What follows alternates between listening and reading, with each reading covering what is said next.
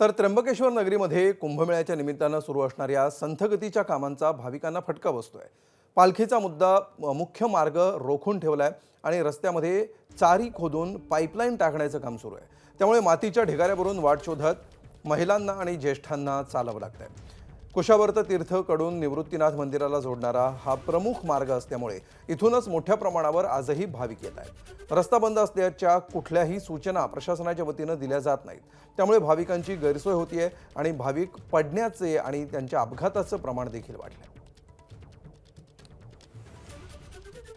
त्र्यंबकेश्वरमध्ये कुंभमेळ्याची कामं सध्या सुरू आहे, मात्र या कामांचा संत श्रेष्ठ निवृत्तीनाथ महाराज पालखी सोहळ्यासाठी येणाऱ्या भाविकांना प्रचंड असा त्रास सहन करावा लागतोय। आपण बघतोय की हा प्रमुख मार्ग होता, खरं तर याच मार्गाने पालखी ही कुशावर्त तीर्थाकडे जाते, मात्र हा रस्ता आता इथे विकास कामं चालू आहे, त्यामुळे जे वारकरी आहेत त्यांना अशा पद्धतीने वाट शोधत यावं लागतं आहे।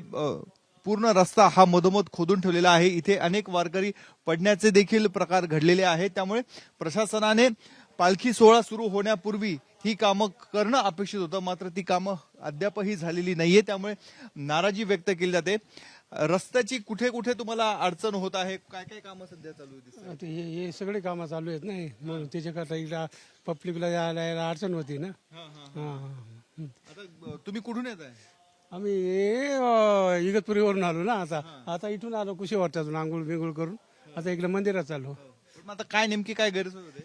आता हे पब्लिकला येत त्रास, हे बरोबर करेल नाही ना हे मग ना मग म्हातारी लोकं. दादा काय काय काय कन्नडात मराठी नाही आता.